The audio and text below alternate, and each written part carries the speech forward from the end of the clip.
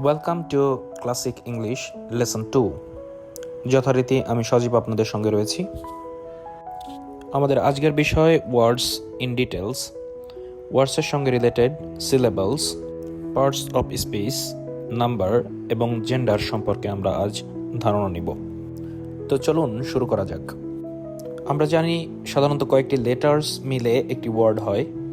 এমন কিছু ওয়ার্ড রয়েছে যেগুলো একটি লেটারেই একটি ওয়ার্ড। ওয়ার্ডের উচ্চারণ এবং স্পেলিংয়ের সুবিধার্থে ওয়ার্ডকে এক বা একাধিক সিলেবলে ভাগ করা হয়। আমরা জানি 5টি ভাওয়েল এবং 21টি কনসোনেন্ট অর্থাৎ মোট 26টি লেটার্স মিলে আমাদের ইংলিশ অ্যালফাবেট, এবং এর ভিতরে যে ভাওয়েলগুলো রয়েছে এই ভাওয়েলগুলো সাধারণত স্বরবর্ণের মতো উচ্চারিত হয়, বাংলা বর্ণমালার স্বরবর্ণের মতো, এবং কনসোনেন্টগুলো উচ্চারিত হয় ব্যঞ্জন বর্ণের মতো। আমরা এই সম্পর্কে আরও একটু ডিটেলসে জানবো পরবর্তীতে। যখন আমরা আর্টিকেলস সম্পর্কে জানবো তখন এই স্বরবর্ণ এবং ব্যঞ্জন বর্ণ কীভাবে আর্টিকেল নির্ধারণে সাহায্য করে সেটা জানবো। একটা শব্দকে প্রোনাউন্সিয়েশন এবং স্পেলিংয়ের উপর ভিত্তি করে হোমোফোন, হোমোগ্রাফ এবং হোমোনিম এই 3টি আলাদা শ্রেণীতে বিভক্ত করা যেতে পারে। হোমোফোন হচ্ছে যার উচ্চারণ একই কিন্তু বানান ও অর্থ ভিন্ন হবে, যেমন ফ্লাওয়ার এবং ফ্লাওয়ার, দুটি বানানই একই রকম কিন্তু দুটির অর্থ আলাদা। একটি মানে ফুল এবং অন্যটি মানে হচ্ছে আটা বা ময়দা। অন্যদিকে হোমোগ্রাফ হচ্ছে দুটি শব্দের বানান একই হবে কিন্তু উচ্চারণ বা অর্থ ভিন্ন হতে পারে, যেমন টেয়ার অর্থ ছিঁড়ে ফেলা আর টিয়ার অর্থ হচ্ছে চোখের জল। এছাড়া হোমোনিম অর্থাৎ যে দুটি শব্দের বানান ও উচ্চারণ একই কিন্তু অর্থ ভিন্ন, যেমন ব্যাংক এবং ব্যাংক। একটির অর্থ হচ্ছে অর্থ লেনদেনের জন্য নির্মিত প্রতিষ্ঠান আর অন্যটি হচ্ছে নদীর তীর। এবার আসুন ভাওয়েল সম্পর্কে একটু ধারণা নেওয়া যাক। সাধারণত এ, ই, আই, ও এবং ইউ এই 5টি হচ্ছে ভাওয়েলস। এর সঙ্গে আমরা ডাবল ইউ এবং ওয়াইকে সেমি ভাওয়েল হিসেবে জানি। ভাওয়েলগুলো যখন আপনি বাংলায় উচ্চারণ করবেন তখন দেখা যায় এগুলো সবগুলোই স্বরবর্ণ এর মাধ্যমে উচ্চারিত হচ্ছে। কিছু ক্ষেত্রে কিছু শব্দ কনসোনেন্ট দিয়ে শুরু হলেও তার উচ্চারণের শুরুতে ভাওয়েল বা স্বরবর্ণ এর মতোই উচ্চারিত হয়। সাধারণত শব্দের শুরুতে উচ্চারণ যদি স্বরবর্ণের মতো হয় তাহলে তার আগে আমরা আর্টিকেল অ্যান বসাই। এখন আসুন সিলেবল সম্পর্কে একটু ধারণা নেওয়া যাক। একটি শব্দের যতটুকু অংশ আপনি একবারে উচ্চারণ করতে পারবেন ততটুকুই একটি সিলেবল। সিলেবল 1টা, 2টা, 3টা অথবা 3-এর অধিকও হতে পারে। তবে প্রত্যেকটি সিলেবলে একটি করে ভাওয়েল সাউন্ড থাকবে। একটি বিষয় মনে রাখতে হবে, ভাওয়েল এবং ভাওয়েল সাউন্ড ভিন্ন জিনিস। অর্থাৎ অনেক ক্ষেত্রে একাধিক ভাওয়েল মিলে একটি ভাওয়েল সাউন্ড তৈরি হয়। কিন্তু এই সিলেবল আমরা কেন জানব? সিলেবল জানার দরকারটাই বা কেন? শব্দের সঠিক উচ্চারণের জন্য এবং শব্দের স্পষ্টতা বজায় রাখার জন্য অনেক সময় দীর্ঘ শব্দকে সঠিকভাবে উচ্চারণ করতে আমরা সিলেবল ব্যবহার করে থাকি। তাছাড়া সিলেবল ভাগ করে যদি আমরা উচ্চারণ করি তাহলে শব্দের সঠিক জায়গায় স্ট্রেস দেওয়া যায়, যার মাধ্যমে আমরা উচ্চারণটা সঠিক করতে পারি এবং সঠিক অর্থ প্রকাশ করতে পারি। সিলেবল কিভাবে কাউন্ট করা হয়? সাধারণত চিন মেথড ইউজ করে আমরা সিলেবল কাউন্ট করতে পারি। অর্থাৎ আপনার চিবুক যতবার উচ্চারণের সময় নিচে নামবে ততবারই আপনি একটি করে সিলেবল কাউন্ট করবেন। একটা শব্দ উচ্চারণের সময় যদি আপনার চিবুক 3বার নিচে নামে তার মানে ওই শব্দটিতে রয়েছে 3টি সিলেবল। সিলেবলের সংখ্যার উপর ভিত্তি করে সিলেবল 4 ধরনের হতে পারে: মনোসিলেবল, ডাইসিলেবল, ট্রাইসিলেবল এবং পলিসিলেবল। এদের নাম থেকেই আপনারা বুঝতে পারছেন, মনোসিলেবলে একটি মাত্র সিলেবল থাকবে, ডাইসিলেবলে 2টি সিলেবল থাকবে, ট্রাইসিলেবলে 3টি সিলেবল থাকবে এবং পলিসিলেবলে 3-এর অধিক সিলেবল থাকবে। শব্দের স্পেলিং অথবা ভাওয়েল এর প্লেসমেন্টের উপর ভিত্তি করে সিলেবলকে আরও 6 ভাগে ভাগ করা যায়, যেমন ক্লোজড সিলেবলস। এক্ষেত্রে একটি ভাওয়েলের পর এক বা একাধিক কনসোনেন্ট থাকতে পারে। যেমন অন, ইন, ক্যাট, স্টিক অথবা ট্রাশ। ওপেন সিলেবলের ক্ষেত্রে আমরা শব্দের শেষে একটি ভাওয়েল দেখব।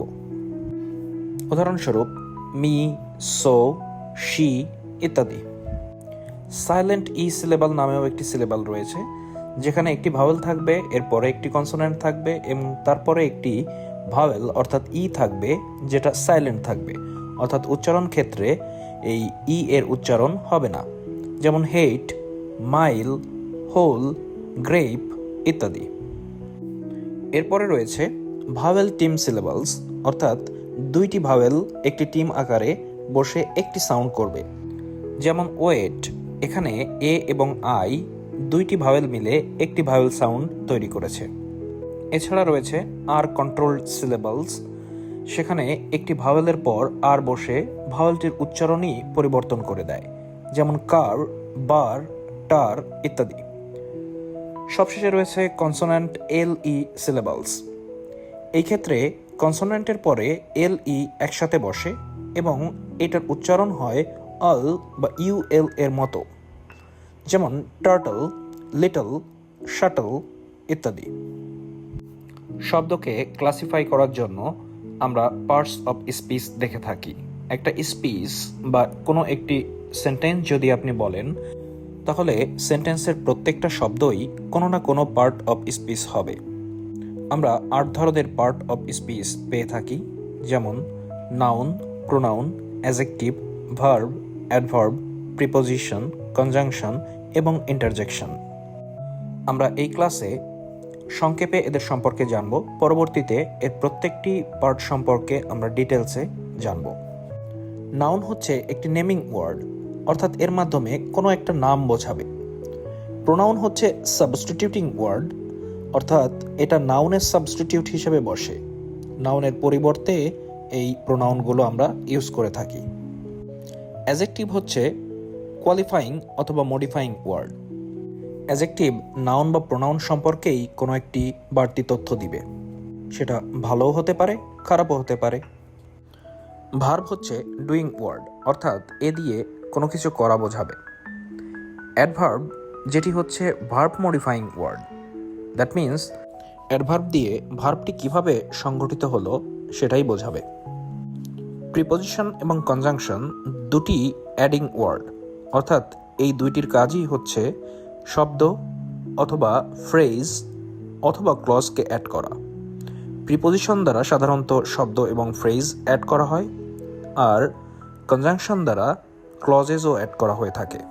অন্যদিকে ইন্টারজেকশন হচ্ছে কোনো এক্সক্লেমেশন প্রকাশ করা, অর্থাৎ আশ্চর্যজনক বা অদ্ভুত কোনো কিছুর অভিব্যক্তি প্রকাশ করা। আসুন পার্টস অফ স্পিচ নিয়ে একটা শর্ট ওভারভিউ দেখা যাক। আপনাকে যদি একটি সোশ্যাল মিডিয়া প্ল্যাটফর্মের নাম বলতে বলা হয়, তাহলে আপনি বলতে পারেন ইউটিউব, অর্থাৎ এটি একটি নাউন। এই ইউটিউবকে আমরা রিপ্লেস করতে পারি ইট দিয়ে, সুতরাং ইট হচ্ছে ইউটিউবের প্রোনাউন।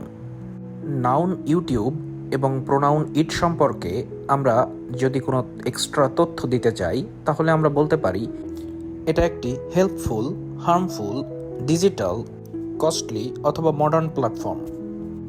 এই সবগুলো শব্দ দিয়েই ইউটিউবকে মডিফাই করা হচ্ছে অথবা কোয়ালিফাই করা হচ্ছে, তাই এগুলো সবই অ্যাডজেক্টিভ। ভার্ব অর্থ যেহেতু কোনো কিছু করা বোঝাবে, এখানে এক্সাম্পল দেখলে বুঝতে পারি সিমি ব্রাউজেস ফেসবুক, অর্থাৎ সিমি ফেসবুক ব্রাউজ করে। এখানে ব্রাউজ করা একটি কাজ, কিন্তু এই কাজটি সে কেমনভাবে করে, অর্থাৎ সে কি রেগুলারলি করে নাকি অকেশনালি করে। তো পরবর্তী এক্সাম্পলটি আমরা দেখলে বুঝতে পারবো শি ব্রাউজেস ফেসবুক রেগুলারলি, অর্থাৎ ওই ব্রাউজ করা কাজটি কিভাবে সম্পাদিত হয় সেটি এখানে বোঝানো হচ্ছে, সুতরাং রেগুলারলি হচ্ছে অ্যাডভার্ব। প্রিপোজিশন সাধারণত দুটি ওয়ার্ডস অথবা ফ্রেজেসকে একত্রিত করে বাক্যের অর্থ আরও ক্লিয়ার করতে সাহায্য করে, যেমন ইন, অন, অ্যাট ইত্যাদি। কনজাংশনের ব্যবহার আমরা সাধারণত দেখি দুইটি ক্লজকে অ্যাড করার জন্য ব্যবহৃত হয়। আমরা যখন কমপ্লেক্স বা কম্পাউন্ড সেন্টেন্স তৈরি করি, তখন এই কনজাংশনের ব্যবহার হয়ে থাকে। আর ইন্টারজেকশন হচ্ছে বিস্ময় প্রকাশের জন্য ব্যবহৃত শব্দ, যেমন আউস, ওয়াও, ইপ্পি, এহ, হেই, এলাস ইত্যাদি। নাম্বার নাম্বার হচ্ছে এক বা একাধিক সংখ্যা বোঝানোর একটি উপায়। নাউন বা প্রোনাউনের সিঙ্গুলার নাকি প্লুরাল হবে এটা বোঝানোর জন্য নাম্বার ব্যবহার হয়ে থাকে। সাধারণত নাউনের শেষে এস বা ইএস যুক্ত করে প্লুরাল করা হয়ে থাকে। তবে প্লুরাল করার ভিন্ন ভিন্ন উপায় রয়েছে। একটি শব্দের সম্পূর্ণ পরিবর্তন হয়েও প্লুরাল হতে পারে, আবার সেম শব্দ সিঙ্গুলার এবং প্লুরাল উভয় ক্ষেত্রেই ইউজ হতে পারে। উদাহরণগুলো খেয়াল করুন। সবশেষে আমরা জানব জেন্ডার সম্পর্কে। জেন্ডার হচ্ছে নাউন বা প্রোনাউন ম্যাসকুলাইন অর্থাৎ পুরুষবাচক নাকি ফেমিনাইন অর্থাৎ স্ত্রীবাচক নাকি নিউটার অর্থাৎ উভয় বা নিরপেক্ষ তা নির্ধারণ করা। যেমন কিং একটি ম্যাসকুলাইন বা পুরুষবাচক শব্দ, কুইন হচ্ছে স্ত্রীবাচক শব্দ বা ফেমিনাইন জেন্ডার, আর কিংডম এটা হচ্ছে না স্ত্রীবাচক না পুরুষবাচক অর্থাৎ এটা নিউটার বা উভয় জেন্ডার। আজকের ক্লাস এই পর্যন্তই। পরবর্তী ক্লাসে আমরা নাউন সম্পর্কে বিস্তারিত জানব। ধন্যবাদ সবাইকে।